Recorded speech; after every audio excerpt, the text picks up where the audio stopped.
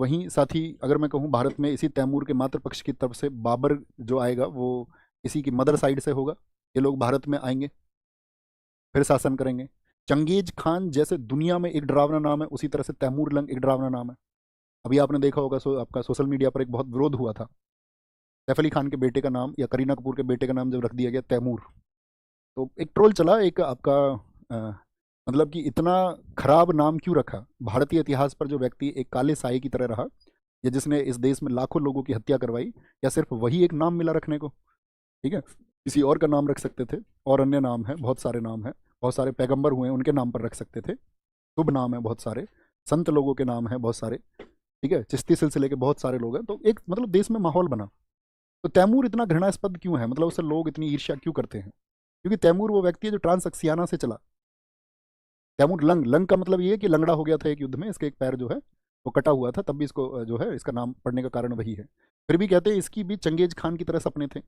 और जब ये दिल्ली आया तो दिल्ली में 15 दिन रुका है, और 15 दिन के बारे में ये कहा जाता है कि इस 15 दिन तक इसने प्रतिदिन 10,000 व्यक्तियों के सिर कटवाए। यानी कि लगभग 1.5 लाख लोग उस समय पर आपका दिल्ली में इसके द्वारा कत्लेआम कर दिया गया। और ये फिर ये भारत में घूमता हुआ, इसके बारे में बात कर रहे हैं। दिल्ली को लूटा किसने आपका? इसके दो ही लक्ष्य हैं, याद रख लेना। तैमूर लंग, इसकी बात हम कर रहे हैं, तैमूर लंग। इसके दो लक्ष्य हैं। एक लक्ष्य तो था इसका, जैसे कि अगर मैं बात करूं डेट की, तो अप्रैल अप्रैल 3998 में समरकंद से चला था ये। समरकंद, समरकंद से चला, ठीक है, कहाँ से? आपका मिड एशिया से चला। और अगर दिल्ली की अगर हम बात करें तो दिसंबर 1398 में सर्दियों में दिल्ली पहुंचा। और लक्ष्य सिर्फ और सिर्फ दो थे। एक तो ये था कि भाई काफिरों का, जो काफिर हैं जितने भी, उन काफिरों से युद्ध करना है। काफिर का मतलब जो, ऐसे समझिए आप, जो इनकी विचारधारा में विश्वास ना कर रहे हो, जो इस्लाम में विश्वास ना कर रहे हो। और दूसरा धन लूटना।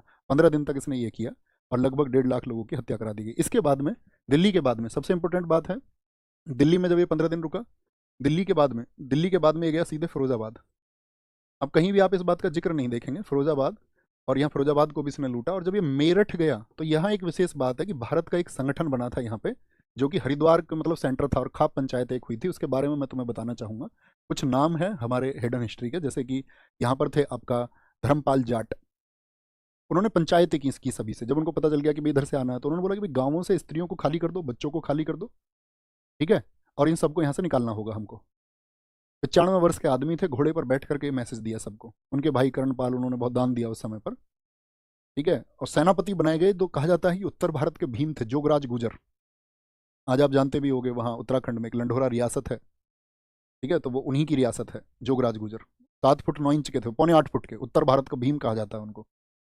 वो मुख्य सेनापति थे। तो हमारी सभी जातियों ने एक संगठन बनाया, सभी जातियों ने।